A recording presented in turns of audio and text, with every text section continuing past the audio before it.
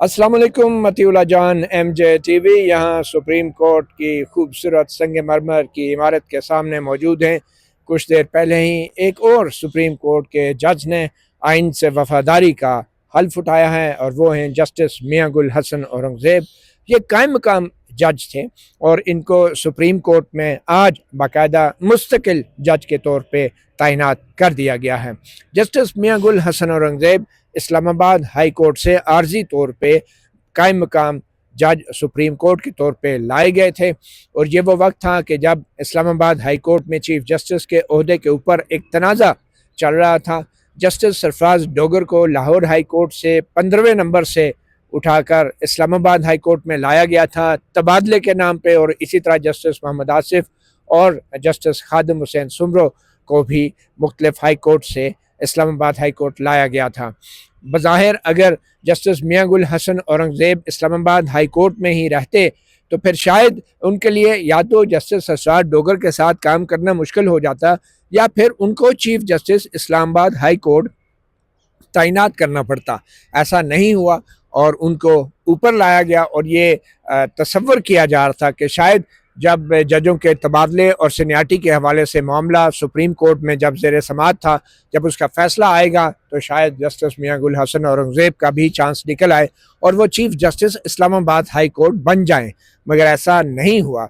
और अब कई माह के बाद अब जबकि सुप्रीम कोर्ट के जो सीनियरिटी का मामला है वो तय हो चुका है, आईनी बेंच ने तय किया और उसकी अपील इंट्रा कोर्ट अपील जो है अब आईनी अदालत के सामने ज़ेर समाअत है।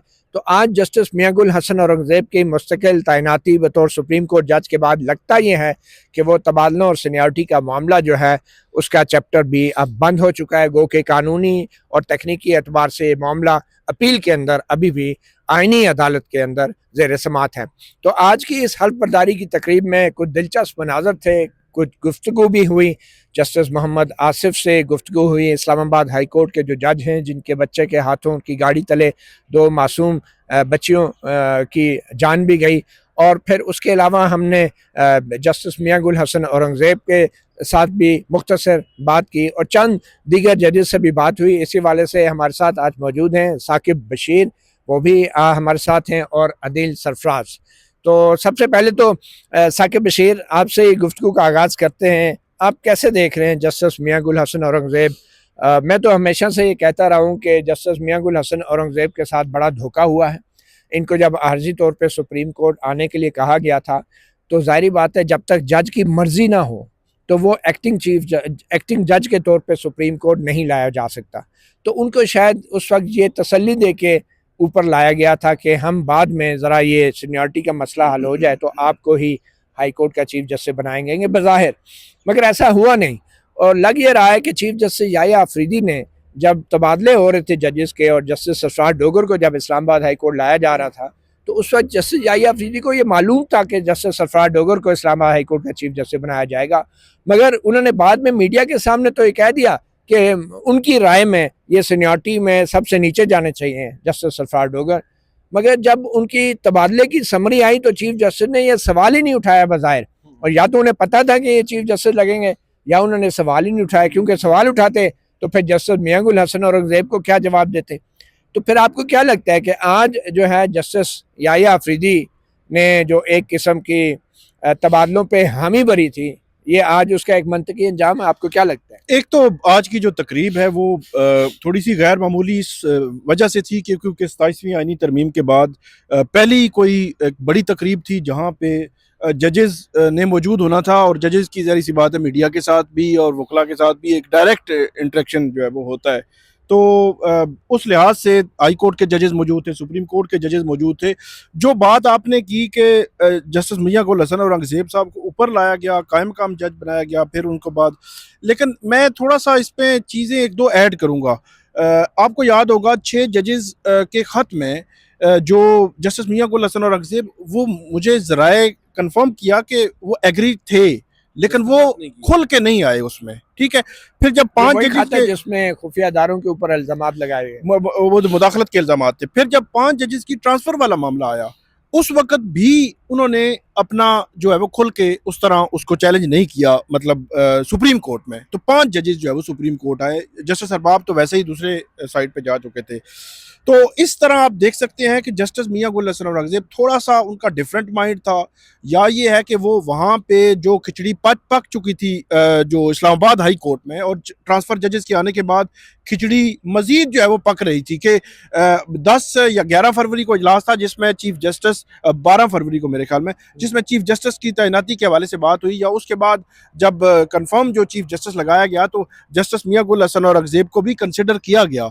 अगरचे वो कायम काम थे सुप्रीम कोर्ट में, और चीफ जस्टिस याहिया अफरीदी साहब ने कोशिश भी काफ़ी की कि जो है वो उनको without chief justice Islamabad high court तैनात कर दिया जाए, लेकिन वो नहीं हो सका। तो अल्टीमेटली मेरी ज़राए के मुताबिक या मेरे ख्याल के मुताबिक जस्टिस मियां गुल हसन औरंगजेब भी यही चाह रहे थे कि वो सुप्रीम कोर्ट के मुस्तकिल अगर जज बन जाएं तो ठीक है, बाकी क्योंकि इस्लामाबाद हाई कोर्ट के मामला तो आपको पता ही है कि लेकिन फिर भी उनकी पहली तरजीह तो यही होती ना कि वो इस्लामाबाद हाई कोर्ट के चीफ जस्टिस। डेफिनेटली नहीं, वो तरजीह बिल्कुल थी अगर वो चीफ जस्टिस बन जाते, तो अगर नहीं तो फिर वो वहाँ पे जो हालात अब चल रहे हैं वहाँ पे इस्लामाबाद हाई कोर्ट में एक ग्रुपिंग आप उसको कहें या जो भी उसको राय का इख्तलाफ कहें या जो भी कहें, अलग थलग एक सिस्टम चल रहा है वहाँ पे। जिस तरह जो है वो केसेस लगाए जाते हैं, फिक्सेशन है, बाकी मामला सारे हैं, तो उसमें फिर उन्होंने बेहतर समझा कि मैं जो है वो सुप्रीम कोर्ट में ही आ जाऊँ, सुप्रीम कोर्ट में ही आकर जो है वो फर्दर जो है वो आगे चलाया जाए इसको। कर्नल अदील सरफराज, आपको क्या लगता है, जो मेरा पॉइंट ऑफ व्यू है कि चीफ जस्टिस याहिया अफरीदी ने जस्टिस मियां गुल हसन औरंगजेब को काफ़ी हद तक जो है वो अंधेरे में रखा, ख़ास तौर पे जब तबादलों की समरी उनके पास आई तो मुझे यकीन है कि जस्टिस मियां गुल हसन औरंगजेब के साथ उनकी कोई कन्वर्सेशन ना तो उन्होंने की ना वो करना चाहते थे, और शायद चीफ जस्टिस याहिया अफरीदी को मालूम था कि जब justice Sarfaraz Dogar Islamabad high court में आएंगे तो वो चीफ जस्टिस ही लगेंगे, और उन्होंने याद समरी में कोई सवाल भी नहीं उठाया ना लॉ मिनिस्ट्री से। और बाद में फिर आईनी बेंच ने ऑर्डर किया कि ये सदर ममलकत जो है ये नोटिफिकेशन दोबारा जारी करें, हालांकि वो ये कह सकते हैं कि तुम्हारा तमाम मुशावरती अमल दोबारा होना चाहिए, जिसमें चीफ जस्टिस याहिया अफरीदी उसमें फंस जाते हैं। फिर वो कैसे तमाम मुशावरती अमल में दोबारा चीफ जस्टिस के बाद समरी आती, तो उनका तो ज़ाती मौक़िफ़ वो मीडिया को बता चुके थे कि ये तबादला शुदा जजेस जो हैं जूनियर तरीन जजेस होंगे, सबसे नीचे आएंगे फहरिस्त में। तो जस्टिस मोहम्मद अली मज़हर ने भी उनको एक किस्म का सेफ पैसेज दिया। तो क्या लगता है कि ये जो आज जस्टिस मियां गुल हसन औरंगजेब के साथ हुआ है, और मेरी मुख्तसर शायद बात भी हुई, उनका जवाब तो नहीं दिया, मैंने उनसे इतना ही कहा कि सर आपको लगता है कि you have been kicked upstairs, kicked upstairs, मतलब तरक्की तो होगी लेकिन कोई इतने अच्छे मैनर्स में नहीं हुई। तो आपको क्या लग रहा है जैसे याहिया अफरीदी का सारे रोल में जो आज मंतकी अंजाम तक पहुंचा है, क्या किरदार? देखें, बात तो आपकी दुरुस्त है कि जस्टिस याहिया अफरीदी साहब शायद चीज़ों को मैनेज नहीं कर पाए। ख्वाहिश तो उनकी यही होगी कि जस्टिस मियां गुल हसन औरंगजेब बन जाएं इस्लामाबाद हाई कोर्ट के चीफ जस्टिस, मगर फिर हमने देखा कि फैसला तो हो चुका था, जस्टिस सरफराज डोगर को ही लगाना है। नहीं तो जस्टिस याहिया अफरीदी के बाद जब पहली बार समरी आई थी तो मैं तो कह रहा हूँ उस वक्त उन्हें पता था कि ये चीफ जस्टिस बनने के लिए लाए जा रहे हैं। नहीं, आपकी बात दुरुस्त है, लेकिन मेरी इसमें अम्बल सी जो अंडरस्टैंडिंग है, मुझे ये लगता है, आप यू मे डिसएग्री, कि जस्टिस मियां गुल हसन औरंगजेब और जस्टिस याहिया अफरीदी के दरमियान कुछ अंडरस्टैंडिंग थी। जब वो यहाँ पर आए उन्हें ये मालूम था, और इवेंचुअली उन्होंने सुप्रीम कोर्ट में ही आना था, अदरवाइज बहुत कुछ हो जाता और चीज़ें बिल्कुल वाज़ेह थी। तो फिर कायम मकाम चीफ जज क्यों लाया? फिर तो मुस्तकिल लाते ना। उस वक्त मुझे लगता है कि लारा लगाया गया उस वक्त उनको सेफ किया गया, और इसी मकसद के लिए कि लारा लगाया गया। लारा नहीं, एक ट्राई थी दोनों की तरफ से। मैं समझता हूँ कि ये ऐसा नहीं है कि जस्टिस याहिया अफरीदी ने ट्राई होती तो याहिया अफरीदी जब पहली बार समरी आई थी तो उसी वक्त सवाल उठाते कि ये कहाँ इनके सीनियरिटी में कहाँ क्या होगा ना कि आपके सवाल उठाने की गुंजाइश नहीं। अच्छा हाँ, नहीं बिल्कुल, वो जो जब ट्रांसफ़र हुआ तो मेरी जो असेसमेंट है उस वक्त कोई ऐसी सिचुएशन मेरे ख्याल में नहीं थी। उस वक्त कुछ जजेस जो है वो याहिया अफरीदी साहब से मिलना भी चाह रहे थे इस्लामाबाद हाई कोर्ट के, तो इन्होंने वक्त ही नहीं दिया उनको मिलने का, और उस दौरान ट्रांसफ़र हो गई, इसीलिए तो नहीं वक्त दिया ना। हाँ बिल्कुल ठीक है, आप बिल्कुल 100% मैं एग्री करता हूँ कि जस्टिस याहिया अफरीदी सारे मामलात में ऑन बोर्ड होंगे और चीफ जस्टिस बनेंगे। जस्टिस डोगर ये भी उनको पता होगा। मज़हर ने अपनी जजमेंट में लिखा कि चीफ जस्टिस याहिया अफरीदी बहुत पहले से ऑन बोर्ड थे। अच्छा, जस्टिस मियां गुल हसन औरंगजेब जो है उसके बाद जो मेरी असेसमेंट है कि उसके बाद जब चीज़ें शुरू हो गई, सुप्रीम कोर्ट में 5 जजेस ट्रांसफ़र उसका एप्लीकेशन वो दरखास्त लेकर आ गए, तो उसके बाद मेरा ख्याल है चीज़ें फिर ये याहिया अफरीदी साहब के साथ हो सकता है अंडरस्टैंडिंग हुई होगी, और दोबारा मेरे पास नहीं, दोबारा कायम मकाम, और उसके बाद फिर मुस्तकिल जो चीफ जस्टिस वो जज के तौर पर जो है वो बहरहाल अब आ गए जस्टिस मोहम्मद अली मजहर अगर चाहते तो वो मामला सदर पाकिस्तान से नोटिफिकेशन दोबारा जारी करने के हुक्म की बजाय वो उस तमाम मुशावरती अमल को कह सकते थे कि दोबारा किया जाए, जिसमें चीफ जस्टिस से भी दोबारा कंसेंट मांगी जाती चीफ जस्टिस पाकिस्तान से, मगर ऐसी सूरत में चीफ जस्टिस उन्होंने पाकिस्तान फैसला भी कर दिया और उनको हाँ। आईनी अदालत में भी नहीं लगाया गया, ये नहीं भी लगाया मतलब गया। देखे ना, ये देखा ना, चीफ जस्टिस पाकिस्तान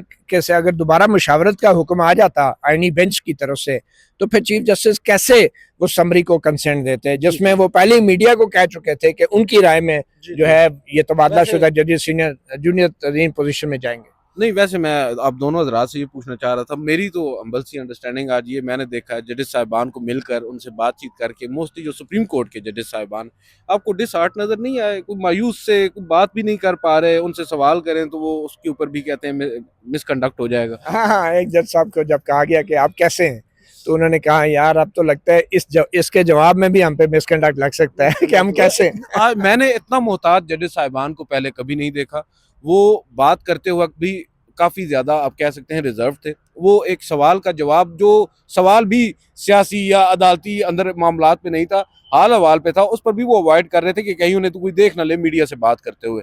तो ये वो बेसिकली कोड ऑफ कंडक्ट है जो जस्टिस याही अफरीदी साहब ने एक कारनामा अंजाम दिया है। याही अफरीदी साहब ने जजों के जो इर्द गिर्द एक शिकंजा कस दिया है और वो अपने दोस्तों के लिए कसा था, वो दोस्त तो चले गए हैं, अब जो है वो बाकी रह गए हैं, बाकी बड़े मोहतात क्या वो बिल्कुल भी इग्नोर कर रहे थे। आज तो आज मैंने दो तीन ऐसे जजेस साहिबान उनसे जब मेरी बात हुई, जस्टिस मंसूर अली शाह और जस्टिस अतर मिनल्ला का जो लॉस है वो बाकायदा फील कर रहे हैं जजेस साहिबान, वो कह रहे हैं कि ये हमारी जुडिशरी का बहुत बड़ा लॉस है। सवाल हुआ कि क्या आपने भी शाह साहब को जब रोकने की कोशिश नहीं की, तो वो आगे से बस हल्की सी मुस्कुराहट के साथ उन्होंने कहा आपको पता है इसका जवाब, मुझसे क्यों पूछते हैं, तो अच्छा। यही कहकर आगे चले गए।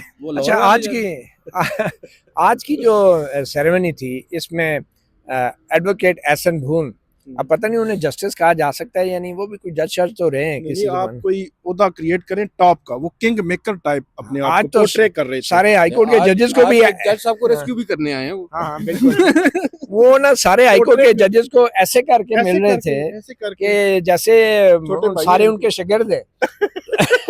सही बात है, एहन तो शगीरदी नस्ल। ये वाकई उन्होंने वैसे उन्होंने उस्तादी तो बहुत दिखाई है 27वीं और 26वीं यानी तरमीम में, और जुडिशल कमीशन के मेंबर भी हैं, जी, जी, जी। और कोई मामूली मेंबर नहीं है, बड़े अहम मेंबर हैं। बल्कि जो मोहसिन नकवी साहब है उन्होंने 3-4 रोज पहले कहा कि ये असल तो उन्होंने कहा मैं नून लीग से नहीं हूँ, मैं एहसन भून की पार्टी से हूँ। आपको पता है नून लीग वाले इस बात पे बड़े खुश हैं। बहरहाल एहसन भून साहब ने एक और आज कमाल का काम किया, जब वो हाई कोर्ट के 3 जजेस अपनी रो में बैठ के, तो एक मुअज़्ज़ज़ जज के साथ वाली कुर्सी पे, खाली कुर्सी पे उन्होंने अपना कासिद बैठा दिया, और वो तीनों जजेस के साथ उनका कासिद काफ़ी देर तक बैठा रहा। और मैंने एहसन भून साहब से कहा कि मैंने कहा ये आपने क्या किया है, वो कहते हैं मेरी कुर्सी लेके बैठा हुआ है, कोई और ना बैठ गया। अच्छा, तो बाकायदा जनाब जज साहब के साथ वो जो है ना एहसन भून साहब ने एक सुप्रीम कोर्ट का मुलाजम बैठाए रखा काफ़ी देर तक।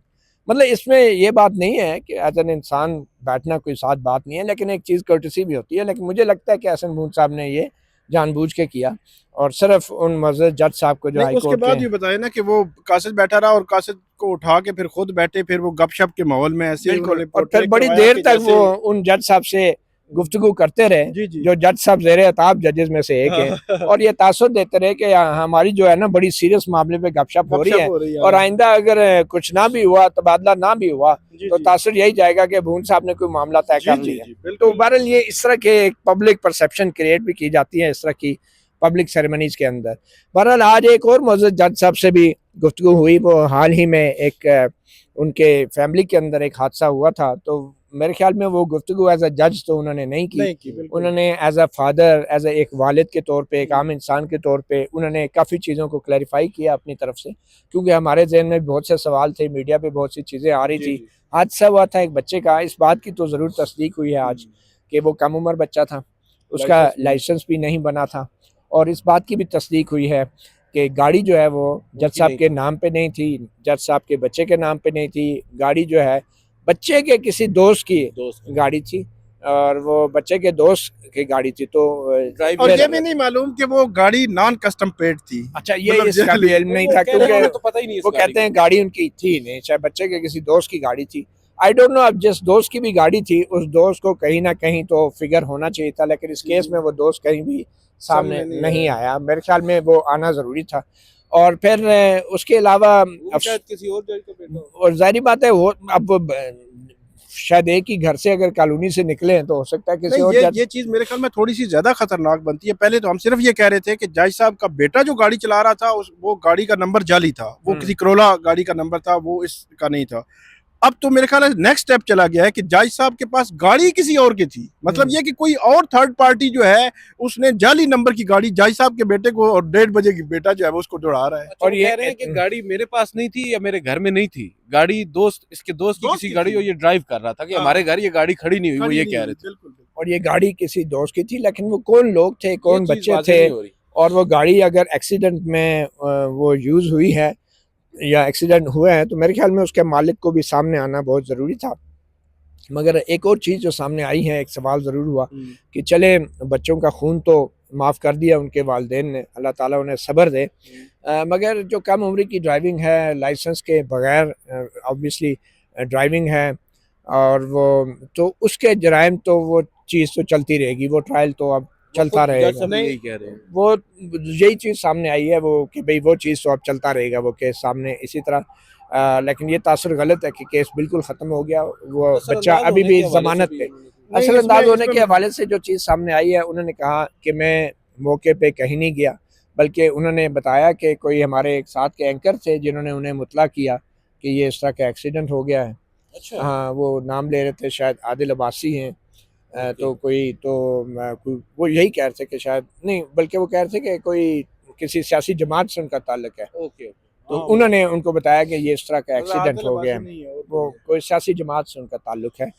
तो बहरहाल ये चीज़ें आज हुई, लेकिन एक बात मुझे जो बड़ी मतलब अच्छी लगी कि जो गुफ्तगू हुई उसमें वो बिल्कुल मुझे लगा कि वो एक वालिद की तरह बात कर रहे थे, और ऑब्वियसली बड़े प्रेशर में थे, और वो महसूस कर रहे थे कि जो कुछ भी हुआ वो बार बार यही कह रहे थे कि हादसा है और ये हमारे बच्चों के साथ, किसी फैमिली के साथ भी हो सकता है। तो वो बार बार इस बात को दोहरा रहे थे, और मुझे लगा कि उन्होंने ऑब्वियसली इस वाक़े का बहुत असर लिया है, और बड़े वो ही गए भी हैं वैसे। हाँ। जो फैमिलीज थी उनके पास 3-3 4-4 दफ़ा जो है वो गए हैं मेरी इतला के मुताबिक, और ये भी इतला है कि अब लेन देन क्या हुआ है वो तो एक अलग कहानी होगी, लेकिन उनकी जानिब से ये भी था कि अब मेरा बच्चा था, उससे गलती हुई है, आपकी बेटियां गई हैं, आपके नुकसान का कोई मुदावा नहीं हो सकता, अब जो है वो आप जो भी मुझे कहेंगे मैं हाजिर हूँ। तो ये 3-3 4-4 दफ़ा गए हैं मतलब उन फैमिलीज के पास भी। बहरहाल जी, आज की ये जो तकरीब थी, इससे एक जो इब्हाम था अब वो बज़ाहिर हतमी तौर पे दूर हो गया है। जजेस की सीनियरिटी और तबादले वाला मामला भी अब अगर देखा जाए तो मेरे ख्याल में एक तरह से वो कंक्लूड हो चुका है, मगर ये और बात है कि अपील अभी पेंडिंग है, कुछ आइन की तशरीह और आइनी हाँ, वो अदम पैरवी जजेस पेश नहीं हुए थे। एग्जैक्टली, मुझे अब याद आ गया, करेक्शन, बिल्कुल, वो नॉन प्रोसिक्यूशन पे वो अपील भी डिसमिस हो चुकी है, क्योंकि आईनी अदालत के सामने आप कह रहे हैं सीनियरिटी का मामला हल हो गया, सीनियरिटी का मामला भी हल नहीं हुआ सर। आज देखें जो सीनियर तरीन जज हैं पाकिस्तान के वो तो आए नहीं, उनका नाम भी था कुर्सी के ऊपर लिखा हुआ, अमीनुद्दीन खान साहब भी कुर्सी खाली थी, क्योंकि जाहिर बात है अब हाई कोर्ट में तो चीफ जस्टिस याहिया अफरीदी नहीं जाएंगे किसी और, लेकिन इस कुर्सी को पुर करने के लिए उन्हें वो कुर्सी थोड़ी देर के लिए छोड़नी पड़ती, जिसके लिए वो शायद तैयार नहीं है। बारह इतना टाइम कोई पता नहीं आजकल कुर्सी खाली रह जाए, कोई भी आगे सरफराज डोगर साहब भी मौजूद थे आज की तकरीब। जी हाँ, सरफराज डोगर साहब की एक दिलचस्प बात यह है कि वो उनके साथ एक बड़े दिलचस्प जज बैठे। वो जज जो पहले सिंध हाई कोर्ट में थे, जस्टिस के आगा। अब मैं काफ़ी देर से उनको ऑब्जर्व कर रहा था, जस्टिस सरफराज डोगर को, के आगा को।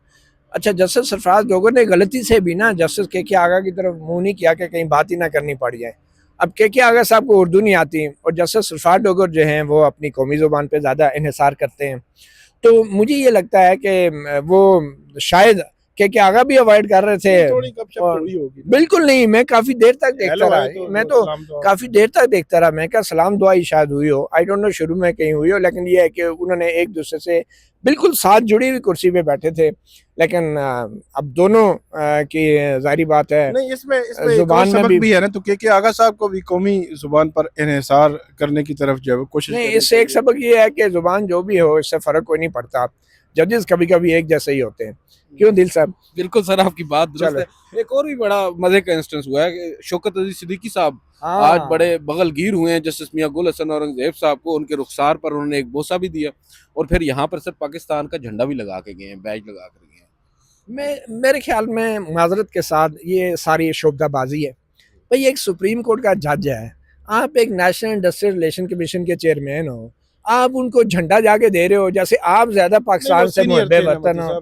नहीं देखे, नहीं मेरे ख्याल है आप सीनियर की बात नहीं है ये झंडा। देखे ना, आप किसी को झंडा दे के क्या साबित कर रहे हैं कि आप ज्यादा मुहब्बे वतन है और आपने ये झंडा अब उतारना नहीं है? तो माफ कर दें। नहीं मेरे ख्याल में मतलब वो सीनियर थे कि किसी नहीं ज़माने में नहीं, उनको जो भी तो- सीनियर था, मेरी बात सुने, सुप्रीम कोर्ट के जज हैं, आप जाके बैज लगा रहे हैं, झंडा लगा रहे हैं, और मेरे ख्याल में ये कुछ बनती नहीं थी।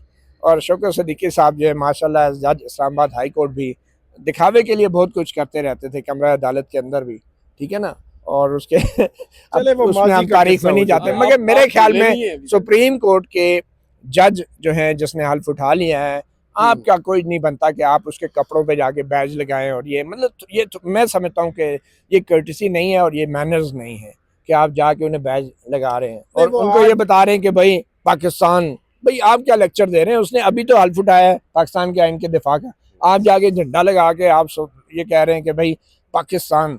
वैसे एक और बात भी है, जस्टिस मियां गुल हसन औरंगजेब जो है सुप्रीम कोर्ट के अब वो जज हैं जो 27वीं आईनी तरमीम के तहत जो हलफ है ना, अब तो वो उन्होंने जो आइन का हलफ, पुराने वाले जज कहते थे हमने तो पुराने आइन का हलफ उठाया हुआ है तो अब नए ये नहीं कह सकते। ये मेरे ख्याल में और ये फिर अब मतलब जस्टिस याहिया अफरीदी 2.0 वर्जन होंगे। नहीं, मेरे ख्याल में हल्फ तो उसमें कोई तब्दीली नहीं आई 27वीं आईनी तरमीम में, तो हल्फ तो वही है। और उन्होंने जो हल्फ उठाया है, अब अगर पीछे से कोई आईनी तब्दील कर दे तो इसमें हल्फ उठाने वाले का क्या कसूर है? वैसे भी अगर आप ये आइन समझते का हल्फ उठाया ना, वो आइन इस वक्त मुकम्मल मौजूद है ना, 26 और 27वीं तरमीम। जो पहले वाले जजेस उन्होंने 26वीं और 27वीं तरमीम का हल्फ नहीं उठाया था, वो साकिब साहब ये बात बता रहे हैं। नहीं, बहरहाल 26-27वीं तरमीम के ऊपर कोई हल्फ नहीं होता, आइन के ऊपर हल्फ होता है।